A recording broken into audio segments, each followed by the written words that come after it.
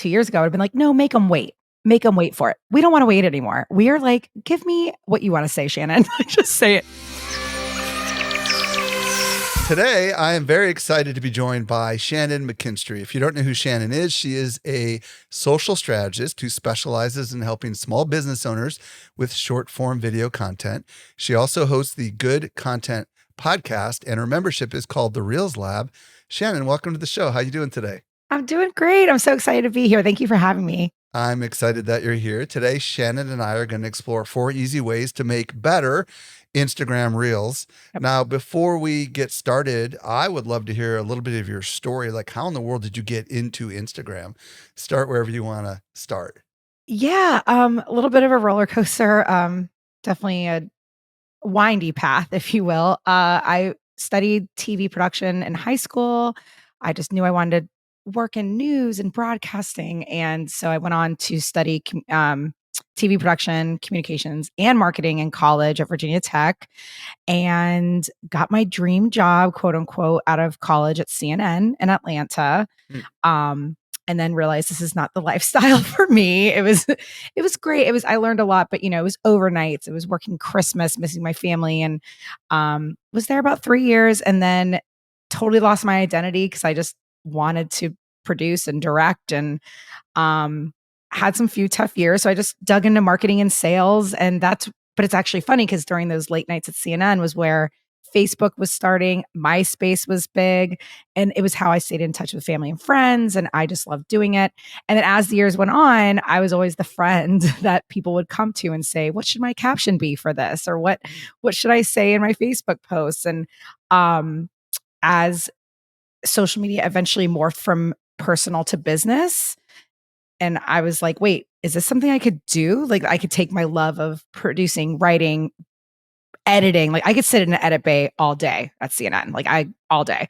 So I was like, wait, this could be my path. And it was. So in about 2013 was when my sales marketing role at a 9 to 5, they just literally said, would someone want to manage the Facebook page? No extra money, but would someone want to manage the Facebook page? And I was like, please give it to me. And it was my baby. And I had so much fun. And I would write like the blogs for their LinkedIn page. But again, this still wasn't a role, right? It was like, this is like, let's just give it to someone to do. And then it was then in 2013, I was pregnant with my first daughter. And my friends kept saying, you should start a social media management agency. And I was like, what is that? Like, that doesn't exist. That wasn't a thing yet. It was for like the big PR firms. And I was giving my resume to every marketing and PR firm that had social media roles, and no one would look at me. And then I had my daughter. It was a traumatizing birth experience. And I realized I was like, I can't go back to work. And my husband was like, well, you could try to get some people to pay you to do their Facebooks, right? Because that's like what it was. It was just like, I'll post on your Facebook. That was social media management. And I did. I got some local businesses that would pay me a couple $100 a month, and that helped with groceries and diapers. And that was enough. And then as you know, social media became the juggernaut that it is. And a couple years later, I was actually making real money and getting paid to speak and go places. And I was like, wait, people are taking me seriously. This is weird. It's like my little hobby, but that's how it got here. And then that's when I started showing up on Instagram myself. So it's kind of funny because Facebook and LinkedIn were my thing. And then all my clients were like, wait, we need to be on Instagram. This was like 2015, 2016. I was like, please, not another app. I can't. Like, I don't want to do this.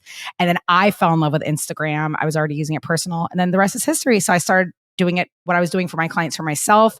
My account blew up. And then here we are today. So tell us a little bit about the Good Content podcast, and also about kind of what the business is all about today. Yeah. So Good Content podcast, I've been saying since the beginning, like we know content is king, but obviously what's considered good content to one person is not good content to another. You can see that by looking at someone's explore pages, what they consider good content. So really what the Good Content podcast is not so much only taking timeless marketing strategies, but taking those and me teaching people how to take what they've always known about marketing and content, but execute in what's working now. Because as we know, formulas are changing all the time. The way we consume content is changing. We're consuming a lot more, a little more lazy these days, if you will, a little more passive. So really helping people understand this is the type of content that's getting attention right now. Here's how you can use it with the message you've said for 10 years. So it's not that because I think people get think they have to redo their entire strategy, redo their branding. I'm like, no, no, no, we just need to pivot. So the good content, I really dive into what is going viral and getting traction right now and how you can tailor it to your niche. Excellent. All right. So there are plenty of people listening to this podcast that are actively utilizing Instagram. Yep. Either they're passively on Instagram all day long, or Yeah. they are actively managing accounts for the business that they work for, or they're making Mhm. stuff for themselves for whatever reason. Maybe they're authors, coaches, consultants.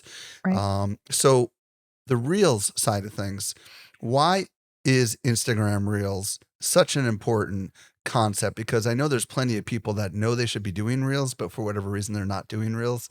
What do you want to say to those people? Okay, so one thing I like to tell people is, if you're more of the picture person, you're like, I wish Instagram was still just photos. I look at reels for myself because I'm not someone who has a fancy camera. I don't have a videographer following me. It's just me here. It's just me in my kitchen creating content, right? So I think of reels as moving photos. So what most of my reels are, the focus is on the copy. So if you can write good copy, you're not really into video, you're not really into showing your face a lot. The copy can be the main star. So that on-screen text is going to be the main star of the production. And then the video is just kind of in the background. So for people who are a little more intimidated, either don't want to talk to the camera yet, or just are like, Shannon, I don't have Instagram worthy videos. Like, there you go. I see so many reels go viral and the video is not great. It's the copy. And then I see reels that are just really good video. But for most of my clients that I work with, do not have video background. And I do have a video background and my videos are not great. Right. Because what I need to get across to people is my words, because that's where what I enjoy doing. So anyone intimidated, if you can write good copy and you can write a good tweet that goes crazy or a good thread that goes crazy, take those words, put them on some video, put an audio, 5 seconds, and there's your reel. It does not have to be more than one clip. It doesn't have to be complicated at all. Why Reels in general? Yeah. What's the upside to that? Reels in general, like when they first came out, the biggest thing, the reason why people popped on them like so fast and hard was that it was one of the quickest ways to get to non-followers. And that's been a little harder to do. It used to be a little easier to do, right? Hashtags, we relied on them a lot for reach. We still rely on them a little bit for reach, but they're more of like a way to categorize, less reach. But reels are reach heavy. They go to the reels tab and most people seeing them don't know you. But that was hard for a lot of people because a lot of us create content for our current audience. That's what we're used to. Where reels, you really got to think, look, this is going to go into possibly thousands of people's feeds who don't know me from Adam. And you have to think about that. So that is one thing you have to kind of make sure you're careful about. But video we know helps boost that trust factor really, really fast. And with more competition, more great content than ever, more apps that we're on scrolling, we're not even thinking about the content we consume when we put down the phone at night. So if you really want to stay top of mind, reels are a great way to do it and help boost that trust. But also they're a great way for getting reach in front of people. If your goal is to grow your following and you want new followers to find you, reels are not the only way. Of course, pictures, carousels, still great, but reels are definitely a huge leg up on the competition if you want to get there. Yeah. And the way I look at it, and I'll confess that I am not active on Instagram, but Yeah. I've interviewed plenty of people who are, and I know that for a lot of businesses, getting in front of a new audience is really important, Yeah. and that's what Reels can bring to Mhm. you. And the key thing that we're going to be talking about today is an easy way for anyone who's listening to make reels. And that's the key word, right? It doesn't need to be complicated. You don't have to have a background in production Right. like Shannon did in Yeah. high school and in college and worked Yeah. at CNN in the video editing bays and stuff. Mhm. So what I would love to expand on now is kind of your strategy and what's the first part of your strategy? And let's kind of break it down a little bit. Yeah, so I think people get really bogged down with like, what do I post today? It needs to be super educational. It needs to be this. I'm like, it doesn't have to. You don't have to save the world with every post as much as we would love to help everyone with one post. Just think of one small thing. So I came up with a system for my clients that kind of helped it just like bring it all the way home.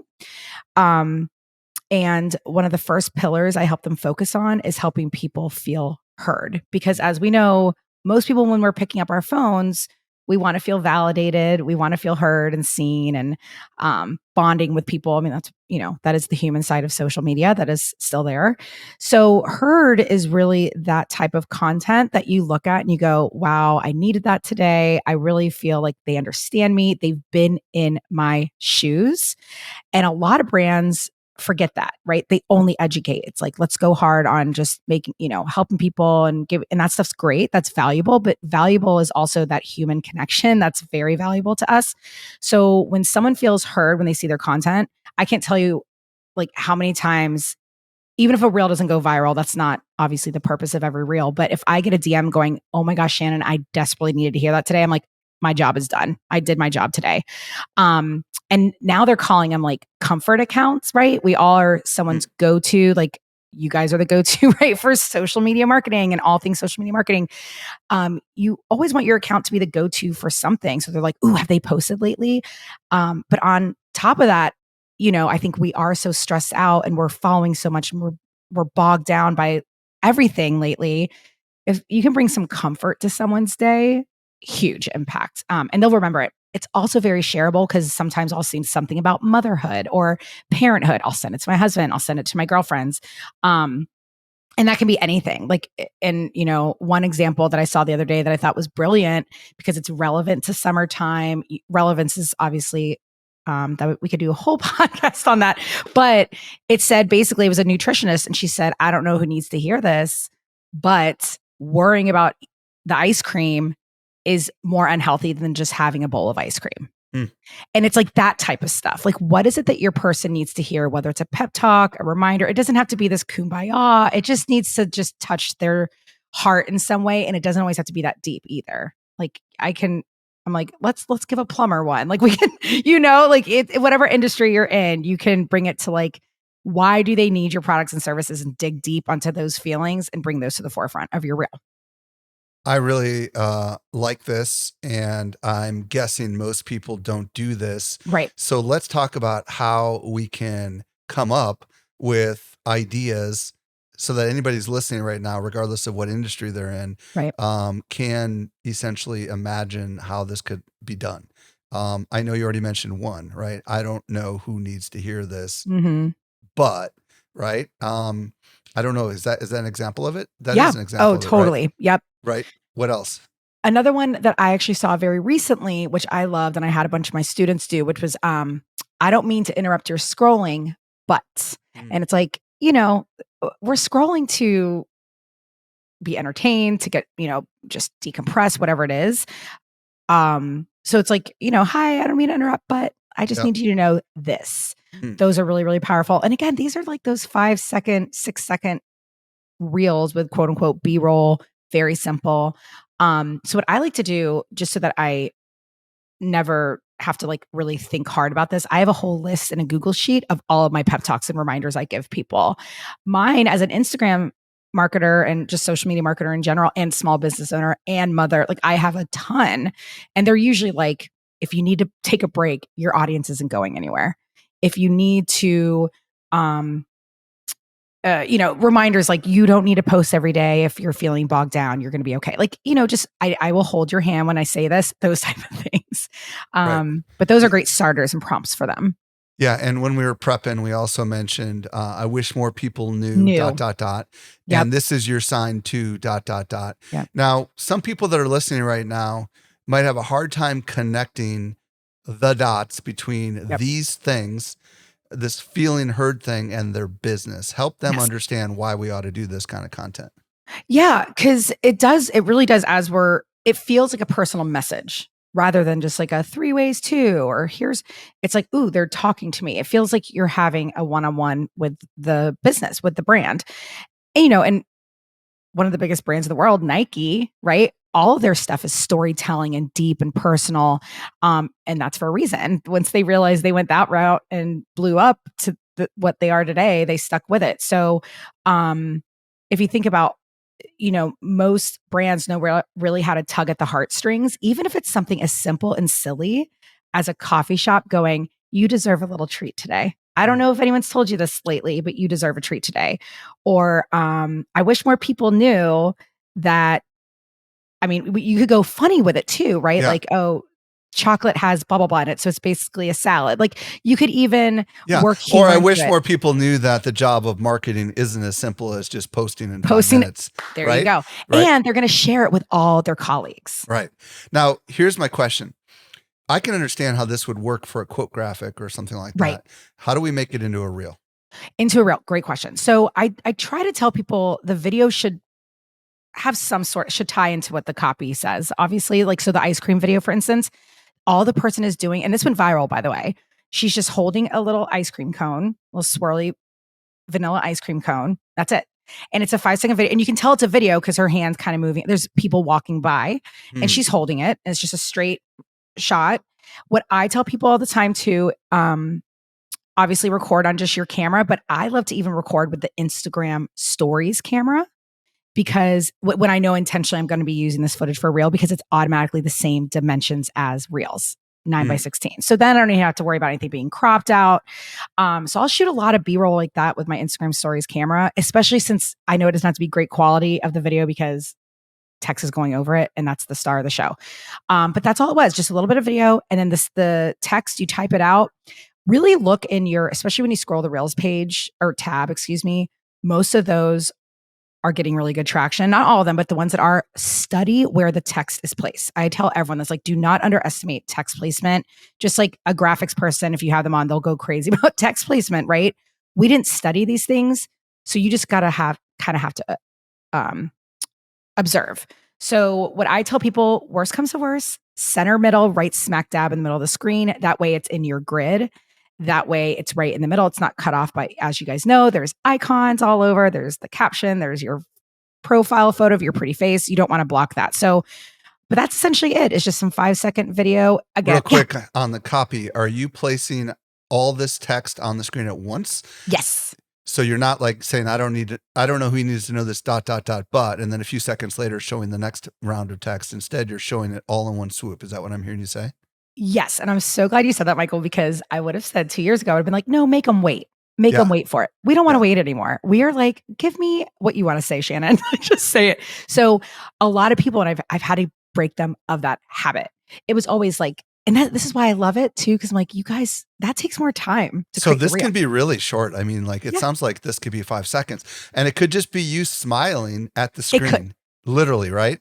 A lot of, and if you went through my camera roll, it'd be very cringy. There's a lot of videos of me just smiling at the camera, just going, because I use them all the time. Because again, busy mom, crazy busy business. I don't have time. So I have these kind of like stock videos of me and I Yeah. just place text right on top of my face. Or you could always, leave some, like a big chunk over your head and put it right over your head. There's so many ways to do it, but that's essentially it. What about music? Music, I am a fan of trending audio. You do not have to use trending audio, of course, but it is just a good practice, I'll say. I try to aim for trending audios that have less than 5,000 uses, so it's not too oversaturated. But again, I never want to make someone think, oh, well, this reel was about this one specific thing. I wanted to use this song. I'm like, go for it. If it's good, it's going to go. Like you don't have to worry about it. But ideally, trending audios. And what's cool now is Instagram, if you have a business account, you can even go to your professional dashboard, scroll to the bottom, trending audio, and just go through and look at what's trending. Makes it so much easier. Love it. Okay.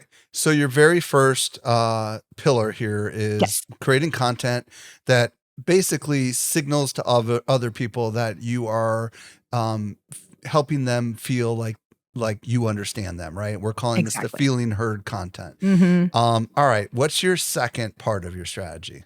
So the second is the one I think everyone knows all very well, is helpful.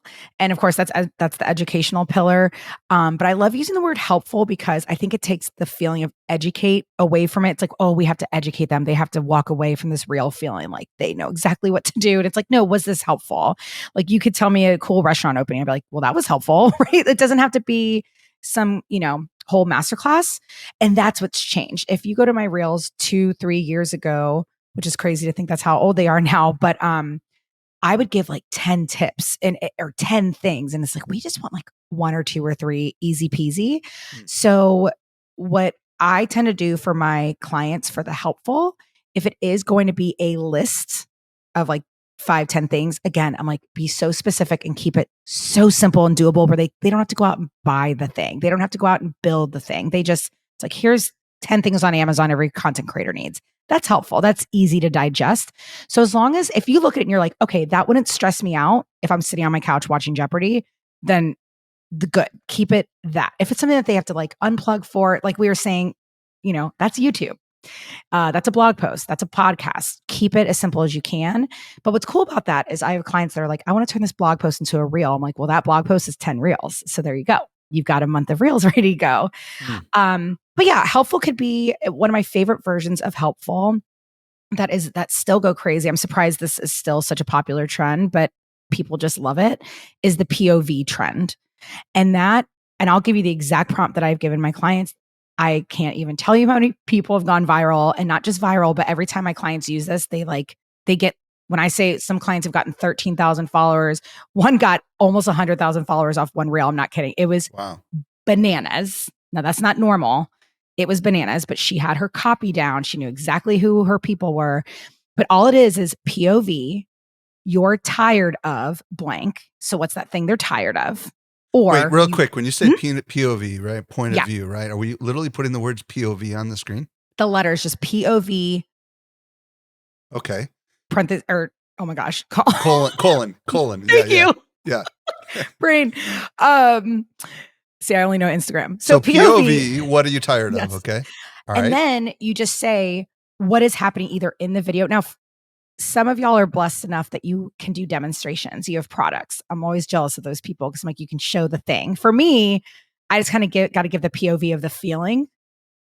So whichever camp you fall under, think about that for video. Give us an example for those that don't understand, because maybe they haven't seen this. Okay, go ahead. Oh yeah, for sure. So one example is POV. I'll give you the one that my client did. POV, you're tired of, what is that? And so Wait, so what did they say you're tired of? I mean, what? Help me understand that. It was a toddler mom coach. Okay. And she was like, you're tired of, gosh, what was it? Now I'm trying to remember. Legos all over the floor or something? Basically, your toddler having tantrums at the grocery store. But again, very specific, not just like your toddler losing it. And then for hers was very simple. She goes, and then you find my account. And that was it. And it went absolutely bananas. Now in the caption, she educated. And she gave really helpful tips that they could literally do in that moment. And it went crazy viral and led to so many comments and so many people coming in. And it was viral for about a month or two. And she went from, I think, 7,000 followers to 145,000. So just under 100,000 followers. It was crazy. Okay, hold on a second. I got to dissect this with you. Yeah. Just because there's a lot of people that are probably hoping I'm going to do what I'm about to do. So in this case, POV : you're tired of your toddler having tantrums at the grocery store, and then you find my account. Right. So the point of view concept here, help me understand what the POV here is doing. Yeah. So basically she's saying in their eyes, they're scrolling and they're like, I need to go live my life as a mom and I'm about to have a panic attack because my kid's about to lose it. So from their view, it's so interesting because when you're watching it because of reels, you're like, you are that person. So it's saying POV, you're freaking out because whatever she said, it was something about your kid losing their mind at the grocery store, whatever. And then you find my account. So for them, they're like, oh, I just found her account. So it literally puts, again, it's like them in their shoes. And then in the caption, she's giving, ideas. What's going on in the video in this case? Like, help us. I think it was her holding her toddler's hand. The whole time. Okay. The whole time. It's just her kid. So it was like she was filming with her camera like this, holding her kid's hand. That was it. So she didn't have a picture of her kid in the grocery store freaking out. No. She had a picture of the kid not just freaking walking out. Yeah. Right. And there you go. That's the key, right? Like she's showing the after effect in the video. And then the caption had tips in there of how to get your kid not to freak out in the grocery store. Exactly. Is that kind of the idea? And I'm glad you said that because she was able to demonstrate the feeling they want, right? So right, okay. The other way that people do this so brilliantly, and I just saw one literally the other day that said POV, you're looking for, or you're tired of blah, blah, blah. So you switch it out for blank. So instead, and I think what a lot of people want to do is they don't want to give everything away in the reel. I'm like, no, give it all away. they're going to stay. So they basically said, you're tired of blank. You switched out for blank. So you give them what that thing is. So like for me, it could say POV, you're tired of posting at, you're tired of leaving the dinner table to go post your Instagram. So you switch it for scheduling on Meta. I see what you're saying. And now you get to have dinner with your family without blah, blah, blah. And the video is just you smiling at the dinner exactly. table with there your family. Go. Okay. Exactly. So I give the tip, and then in the caption, I expand on it. And those go crazy. They go crazy. But this is fascinating because this is not actually giving a tip in the video. It's giving a tip in the caption, but it's showing an end state, a transformational, a desired end state of the customer. Yes. Right. So hypothetically, I'm free flowing with you a little bit. Point of view. You're freaking out because the marketing world is getting disrupted by AI. There you go. And then you discover my brand new podcast, right? The AI Explored podcast, right? And I probably don't even put it there. I just put it in the captions, right? And I just show someone smiling like me, happily working at their computer. Would that be an example of how I would do something like this? Absolutely. And I would even get more specific, like you find episode 176 of. Ah, okay. Yeah. All right. I like this. And then they're like, ooh, ooh. And then in the caption, you can talk about. But another thing is, especially for product people, when they do these POVs, they do it so brilliantly. Even the big brands do it. Is, just saying POV, you find the viral lip gloss and again, it gives that satisfaction because in the video, they are putting on the lip gloss. They are drinking the beverage. Local businesses, I tell local businesses to do this big time because just a little side note, Instagram pushes content out to people local to you actively. So, because it knows if I see something about North Carolina, I'm going to stop and watch it because I'm like, ooh, I attach to that because I'm like, I live there. I want to be in the know, right? But one that they do is like POV, you are a coffee lover in Raleigh, North Carolina, and you find this brand new coffee shop that serves blank. And it's just, that's it. It's not, and I'm telling you, Michael, they get so many likes and shares. It's so crazy. And it's helpful. They're like, it's something new to try. It's a product that does this. Scheduling on Meta will save me hours. Yeah. I love it. This is kind of a new creative way to be helpful. Talk about the iFound example, because we had talked about that when we were prepping. I think people might find that really intriguing. Yes. So one of the things, and I was guilty of it 2 years ago, we really said like, take the words I and me out of your content, right? It was all about the audience. And then what happened, I think, is it backfired after a while because it took the human element out of social media. It was like, well, who's this person that I'm following? Why do they know why they're telling me this? So for me, it would say, I found the best podcast mic for beginners as a newbie podcaster, right? Here's how I use Meta Business Suite to schedule my content as a social media manager. So it brings that because they're like, okay, well, why should I trust you? Well, because I've been doing this a long time. Hairdressers, right? Like, here's what my client, or here's what I use to do this color for my client. It, instead of saying, here's what here's what you should try. It's like, here's what I'm doing. I like that. Like, I found this cool new app that will allow you to make beautiful images instantly using AI or something like that. Oh, yeah. And you can even say like, and it isn't Canva, right? Because then they grab it. Or it doesn't cost any money. It's free. There you go. Put the benefit. And the key thing here, it sounds like, is instead of saying you should do this, it's saying I found this and I use it, which feels a little bit less intimidating, a little bit more personable. And even though they don't know who you are, because presumably this is being shown to new people, it comes across as a little more authentic, right? 1,000%. You said it beautifully. That's exactly it. And even if anyone watching is a TikTok junkie, that's where it all started, right? All of a sudden, people started noticing on TikTok, it was all, here's what I eat in a day as a nutritionist. Here's what this doctor does for a workout. And all of a sudden TikTok was, going back into the OG days of social media, of the people. Yeah. I love it. Okay. So we've talked about your first strategy, which is the herd pillar, right? Talk about stuff that makes people feel heard. The second one is helpful.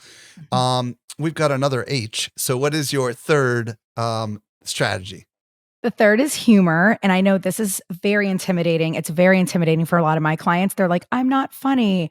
And I'm like, it doesn't have to be rolling on the floor funny. It just has to kind of make them go, ha, you know?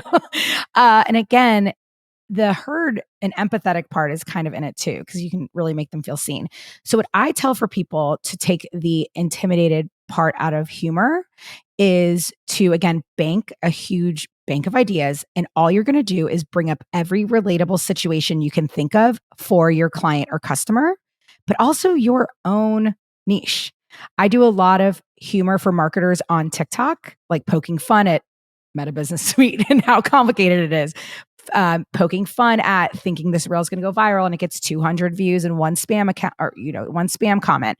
So bank all those silly relatable situations that you find yourself in or that your clients customers find themselves in. And then what you can do if you don't want to jump on the trends and do the lip syncing, you can always lean on things like CapCut. You could still do static memes. Instagram even now has, if you open Reels camera, there's a clip hub. So you can grab a funny GIF right from there and just put, again, when, there's always the classic when the social media marketer comes into the office to shoot content and everyone gets under their desk, right? Like those silly situations that are relatable to your company, your business. Well, And you mentioned this lip sync thing. For yeah. people that don't know what you're talking about, what does Mhm. that mean exactly? Those are like the silly movie quotes that get that turn into reels where people are just lip syncing the Mm. words. They're usually clips from sitcoms, from movies. Like there's lots of clips from Friends. There's lots of clips from, especially if there's any popular show right now, you'll see those floating around. And one will usually start trending and it goes crazy. It just goes bananas. They usually start on TikTok and then they work their way over. But again, this is not a must. I know a lot of people are like, I will never try to lip sync. It's way too hard. And what I tell a lot of those people is you don't even have to lip sync the words. You could look at the camera. A lot of like, there's one audio that's like, oh, look at this. And I think it's like the Kardashians or something. And a lot of product people use it just to show the product. And it's just a overhead shot, panning left to right of the product. So even though that's not humor per se, the audio kind of has this humor element because it's like, oh, I love it, right? And it's all extra and just over the top. Most of these audios are over the top. So they're naturally kind of funny and light-hearted. So it gives you a chance to kind of have that light-hearted content. But I mean, I even see lawyer offices hopping on it. It just, if you've got someone down to do it, do it. What about the CapCut part? You were talking about using Mhm. CapCut. Help people understand how they can use CapCut to be funny. What are we doing exactly in CapCut that maybe we're not doing just in Instagram alone? Yeah. So CapCut is basically the same as a meme, but it's an actual clip. So what you do, and you might want to watch a YouTube video of how to do this. It was actually not very user friendly for me. I had to like practice a few times to figure out how to do it. But what it is a cutout kind of with the background removed of the clip. So maybe it's Will Ferrell running really fast, or it's, again, a friend's clip. And there is an audio with it. And then what you do is add a photo of yours to the background. So Okay. I have a client they're a brewery here in North Carolina. We do a lot of those, right? Because their base wants to laugh and share silly things like that. Like that's part of their brand. I don't do a lot for my own because I prefer the lip syncs. But again, it's a great option to have, especially if you're a social media manager who's like me, just it's hard to get content from your people. So I lean on those a lot. And the best place to find them is honestly scrolling through TikTok and you'll see them. They're just silly little, and there's usually a static image in the back and a funny character in the front with an audio, and then they add the text. And what's cool about CapCut is the prompt is there. So then you just enter like your branding and words. I would imagine this is going to be the one that scares people the Yes, most, right? absolutely. Yeah. Right. So you don't have to do this one, No. but if you are funny, right, by nature, Right. or people around you seem to talk about how you have a lot of cool little Yeah. comments on stuff, right? That's really relatable. This might be something to consider. Okay. Your fourth strategy, tell us about that one. This is happenings. And this is what makes social media so amazing to me and what I think without this pillar, I would not have a business. And that is happenings, that is sharing behind the scenes, that is talking about your triumphs, telling stories. Because Instagram, especially as much as it goes up and down and switches on us and new features, it's a storytelling app. So happenings are an incredible way to tell stories and just get on camera and go, oh my gosh, we just went to this conference, right? Someone goes to social media marketing world, they're talking about it. They just do a quick little, maybe a little vlog of it, or if they do, just little photo clips of it and talk about their journey there. We love to see that stuff. We love to see you enriching others, it could be even a team meeting background. Maybe you guys got donuts and just over, again, it could be B-roll, or it could be you guys talking to the camera. Anything that's going on behind the scenes that helps them see your company culture, your core values. We are going to love to know what you stand for.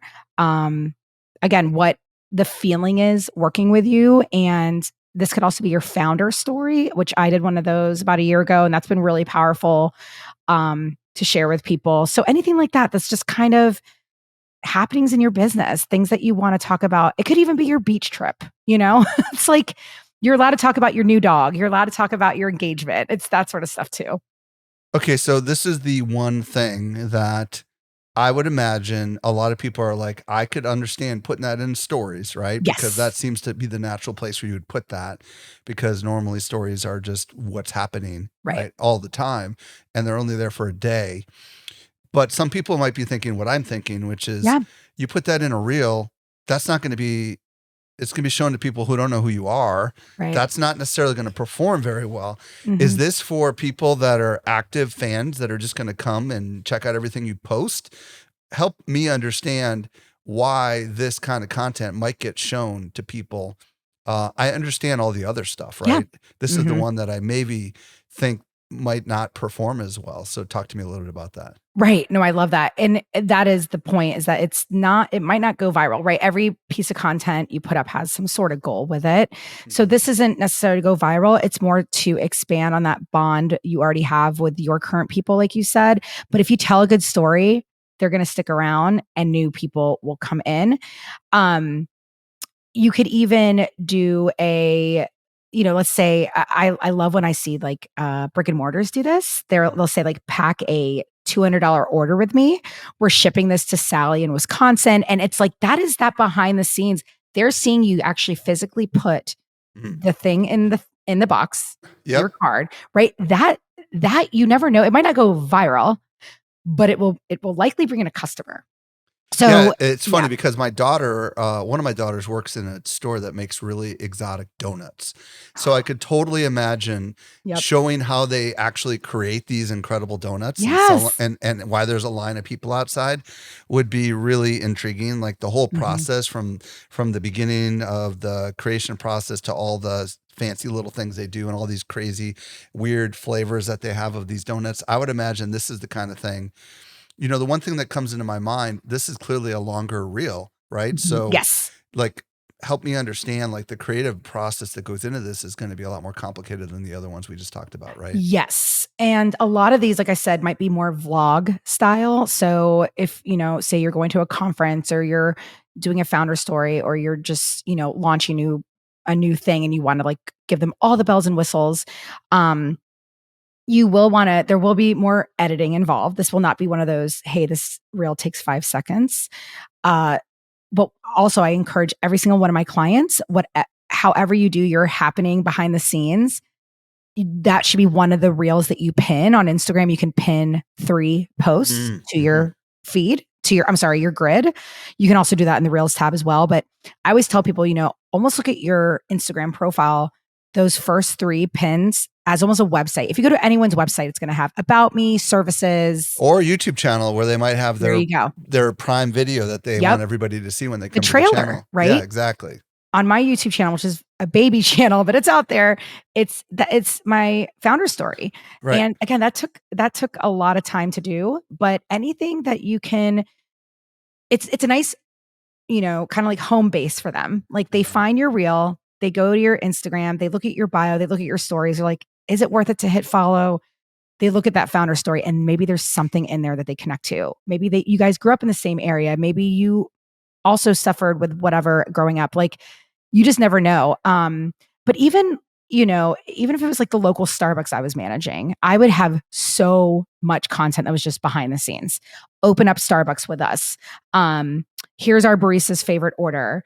Here's John's favorite order. Close up Starbucks with us. Like it would be those open my shop with us, like especially brick and mortars. The happenings are where you guys are really going to shine because we know what Starbucks is, right? Like we Yeah. know what McDonald's is.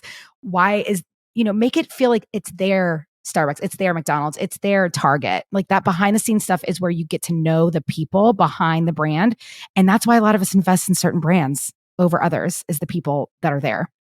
You have come up with this cool thing called the 3 S's, which kind of ties a lot of this together. Talk to me a little bit about that. Yeah. So a lot of people are like, Shannon, I can't get traction. I can't get traction. I'm like, if you can just think of these 3 things, just ask yourself before you hit post. Is it simple? Meaning they can digest it, they can comprehend it. Is it shareable? Right? Because here's the thing. A lot of people, they want the virality. They want to just go bananas. And, I'm always like, why? Let's talk about that first. Why do you want to go viral? Of course, we want to reach more people, but we want to have a goal in mind. But if you do want to go viral, you need to create something shareable, because that is double the eyeballs, quadruple the eyeballs. And anytime I get a huge influx of new followers, it's from the content that's shared the most. So create something that's shareable. So think to yourself, think like a user. You are a user.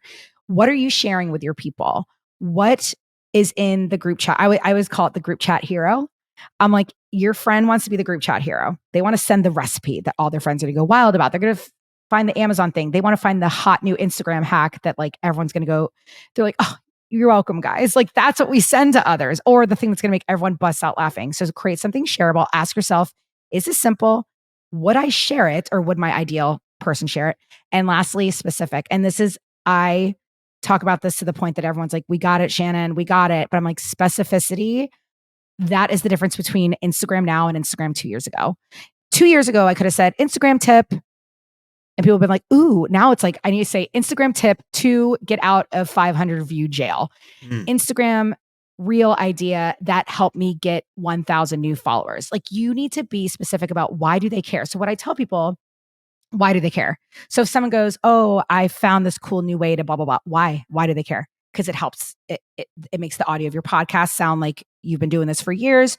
What is the point? Why do I care? So specificity always in your hooks and your scripts and everything. This has been a fascinating exploration into the creative process of coming up with great ideas for Reels. Thank you, Shannon. If people want to follow you, where's your preferred social? I think I know. Yeah. And then if they want to check out your business, where do you want to send them? Yeah, it's pretty obvious. I love Instagram. It is my happy place. But I'm also very active on LinkedIn, TikTok, Threads. How do they find you on Instagram? Instagram at Shannon McKinstry. Okay. That is my handle. And then if you want my eyes on your content, I do offer Instagram audits. But the thing everyone's loving right now is the Reels Lab, because I have probably 30 or so industries in there. And every week you get your Reels for your industry, not just some blank prompts that like I was giving today. So they're specific. They come with the caption, they come with the audio. I give you a 20-minute instructional video every week saying, this is why you need to do this reel. This is why it's working. So I break it down because I also want to teach you to fish, not just tell you what to do. So where do they go for that? Just go to my website, shannonmckinstry.com, and go to services. You'll find audits, Instagram guides. I've got freebies on there. And then of course the Reels Lab. And you get Q&A as well. Let's spell it out for the audio audience, right? So go ahead and spell your entire name. Yes, it is complicated. So Shannon, SHANNON, and last name is a long one, McKinstrie. .com, right? Yes, sorry, yes. .com, that's it. Okay, cool. Shannon, thank you so much for sharing your insights and wisdom with us today. Thank you so much. It was awesome. I had a great time.